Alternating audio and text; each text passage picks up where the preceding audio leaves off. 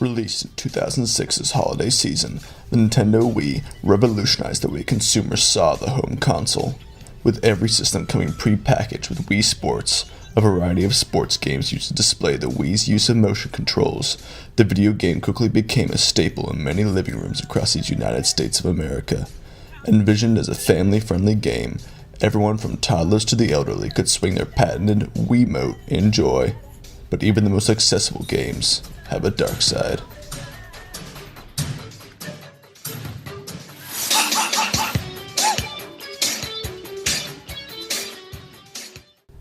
Scoot Stevenson was just an ordinary suburban kid until that fateful launch day. Yep, so I ended up going to the midnight release and picking up the Wii with a bunch of friends. We went back to my house and got really into bowling on Wii Sports. I actually got pretty competitive and ended up beating everyone pretty consistently. But one day I saw there was a local tournament at the GameStop near my house, and I thought, hey, I'm pretty good. Maybe I should enter. It was there that Scoot ended up wiping the floor with the competition. His reward? An unquenching thirst for competition and a $25 gift card to the store. Yeah, I remember that guy. He came in here looking like some normal kid. But by the end of the tournament, something had changed.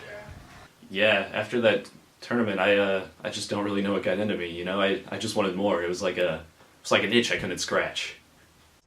Scoot, now playing competitively part-time, couldn't be stopped, continuing his dominance across whatever floor he stepped on. But his skill couldn't match the reward. After winning nationals in '07, the reward was a paltry $200 gift card to GameStop. Yeah, I already owned all the games. It got to a point where there was literally nothing else at GameStop that I didn't own.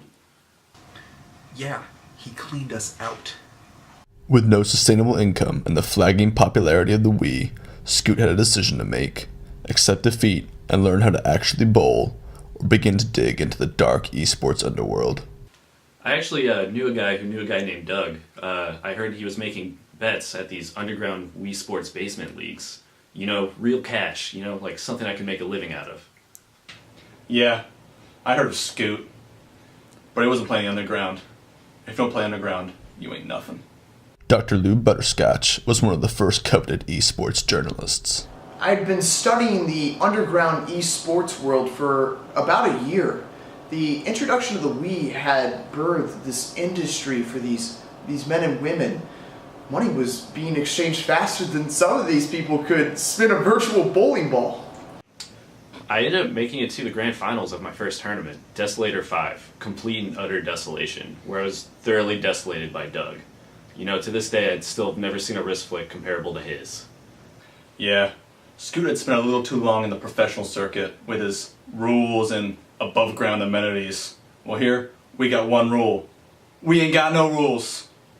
No rules included illegal wrist straps, modified Super Wiis, or most popular of all, performance-enhancing drugs.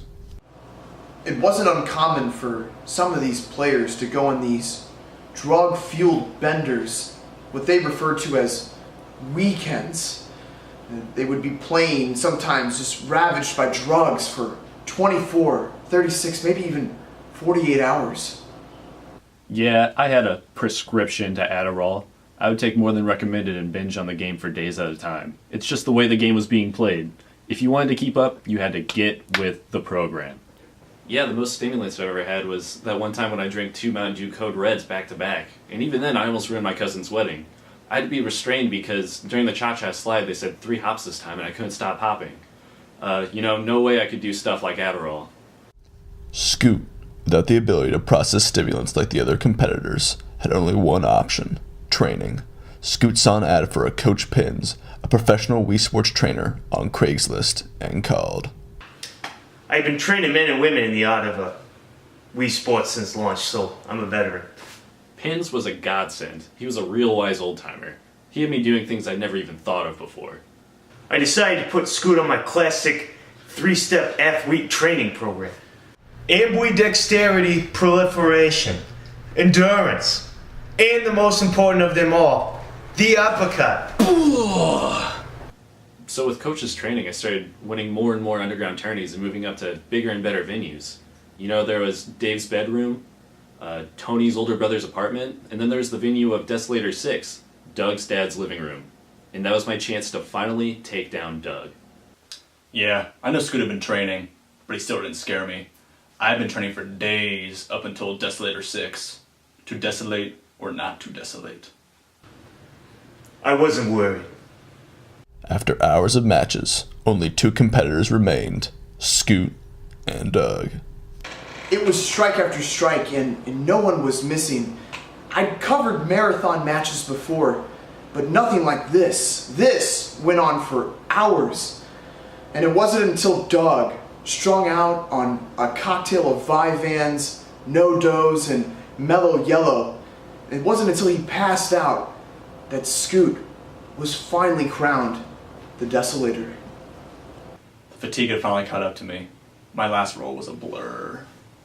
Scoot retired after the match and began a competitive Dance Dance Revolution where he lost both his legs.